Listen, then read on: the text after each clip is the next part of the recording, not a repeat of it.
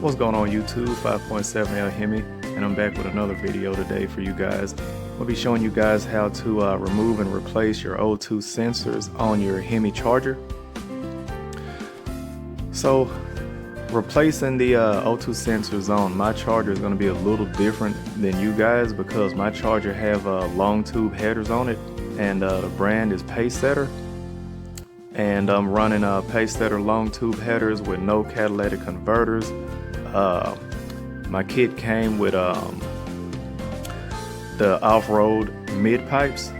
Basically they're catless mid pipes, guys. So yeah, I'm running mine with no catalytic converters, and I'm changing my O2 sensors because I've been having some problems with the check engine light coming on. It's been throwing codes P0 132, P0152, P0 I believe the other one is 138. Basically all of those codes, those DTCs are for O2 sensor related stuff. It's saying high voltage in bank 1 sensor 1, bank 1 sensor 2, and bank 2 sensor 1. And I've replaced my O2 sensors on my charger at least probably 3 times, maybe about 3 times, guys.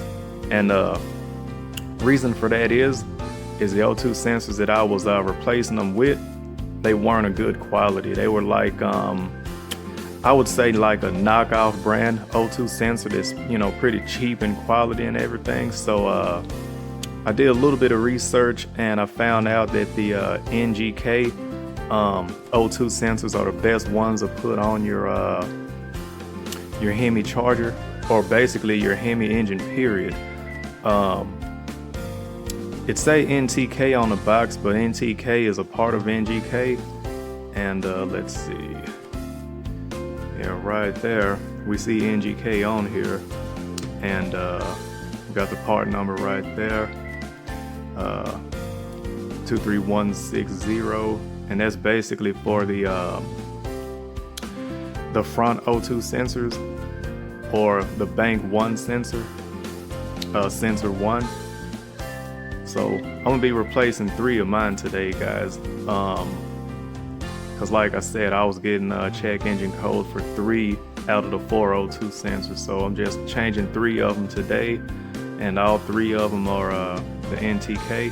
I'm gonna go ahead and show you guys that.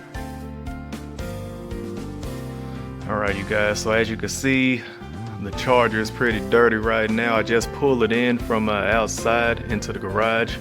It's been raining here in Texas, so yeah,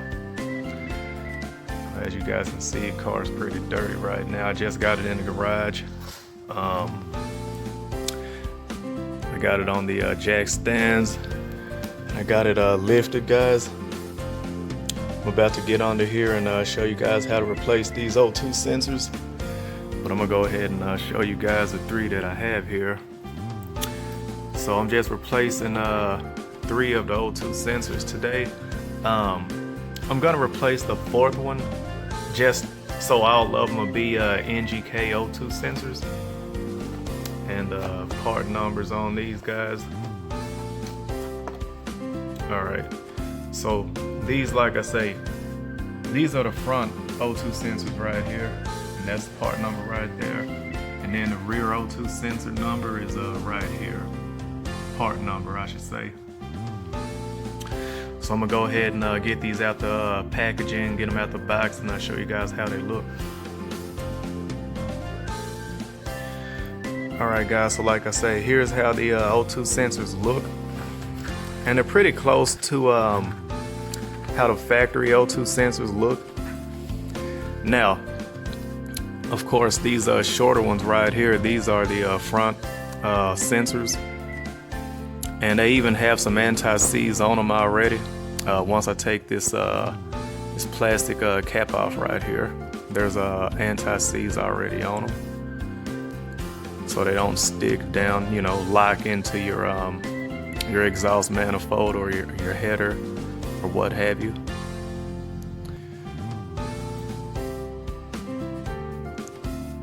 But yeah, we got anti-seize on these already, so they won't be seizing up into my headers. And like I say, guys, these are the two front ones right here. So these are the front O2 sensors I'm gonna be replacing. This is the rear sensor right here.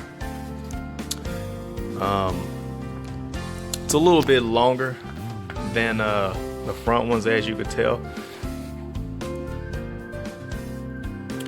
But yeah, I'm gonna go ahead and get ready to install these on my car. I'm gonna go ahead and get under it, guys, and get ready to take them off. And I'm gonna go ahead and show you guys the tools that you'll need when doing this job. So let me grab my tools, guys. All right, you guys, and for me to do this job to my car, the only tools I'm gonna need is a crescent wrench and a 15mm socket and ratchet. And as I'm gonna show you guys, the reason I'm gonna need the 15mm socket and ratchet is so I could loosen up my header from the collector to go to the X pipe. All I gotta do is slide it back just a little bit to have enough room to unbolt or take out the O2 sensor on the passenger side of the car.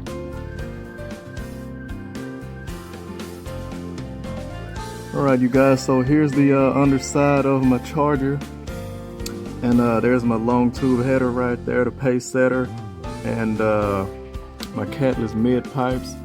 So I'm gonna go ahead and show you guys what I have to do to get these off. On this side right here, since my mid pipe is bolted right here with a clamp to my long tube header, I don't have to move this one back. The one on this side right here, the passenger side of the car, I gotta actually unbolt it from right here and slide the mid pipe back just a little bit to get this O2 sensor to unbolt from out of here. So as you guys can see, I'm running this with no cats, and I have the still have the stock X pipe on here, stock X pipe, and it's going down to my MagnaFlow mufflers right there. But that ain't what we came here for today, guys. So we're gonna go ahead and focus attention on replacing this O2 sensor, man. All right, so the reason that I bought these particular O2 sensors, guys, is because it has a longer wire on it. You know, the wire is long, and this one is actually made for a Jeep, with a Jeep that has long tube headers on it, but the sensor just don't work, guys. So this is what I'm gonna have to do. So I'm gonna go ahead and unplug it from its connector right there, and this is a connector for it right here. And again, the only reason I bought this is because it got a long wire that actually is long enough to go all the way down to the bank 1 sensor. But as I've recently, found out after having this on the car for maybe a week, maybe about 2 weeks, guys, the thing, I guess it shorted out because my cylinder deactivation is not working anymore. So it's just causing me problems, guys. So I'm gonna go ahead and get this out of here. All right, so anyway, let's go ahead and unplug it from its connector. I can do this one-handed. All right, so all we're gonna do, guys, is just squeeze right here where my thumb is. There's like a little tab on there. Since I'm doing this one-handed, I'm gonna squeeze on it pretty hard and just pull straight down on it. The reason I'm gonna squeeze it really hard is because when I pull it loose, I don't wanna, break my wires on the harness right here. So I'm gonna squeeze hard, just pull down, and then it unplugged just like that, guys. And I got it zip tied right here, as with the other one. So I'm just gonna take it down through here. All right, next thing I'm gonna do, guys, is grab my my crescent wrench over here. I gotta slide back over here to get it. All right, I got my crescent wrench right here. I'm gonna go ahead and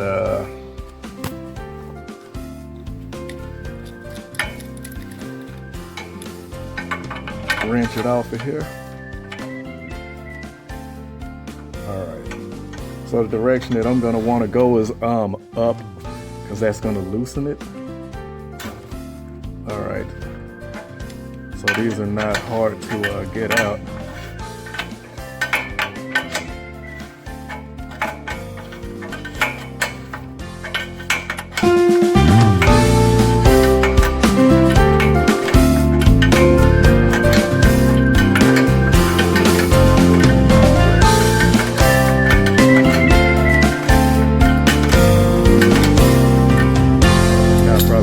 Get it out now by hand the rest of the way. Yep, just like that. All right, and here's how the old one looked. It's really not even all that old, guys, but it's just giving me problems. So I'm gonna put this to the side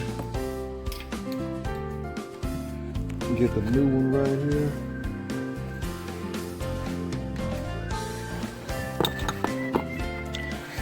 Now what I might end up having an issue with, guys, is the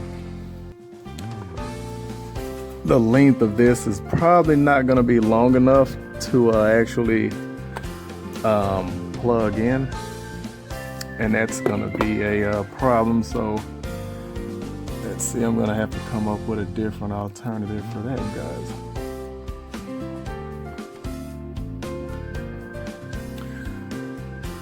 All right.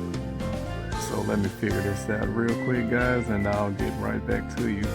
I might have to end up moving some of my other extensions that I have here, because I mean, with these long tube headers, man, you gotta extend your wires on your O2 sensors, because they're just not long enough, you know.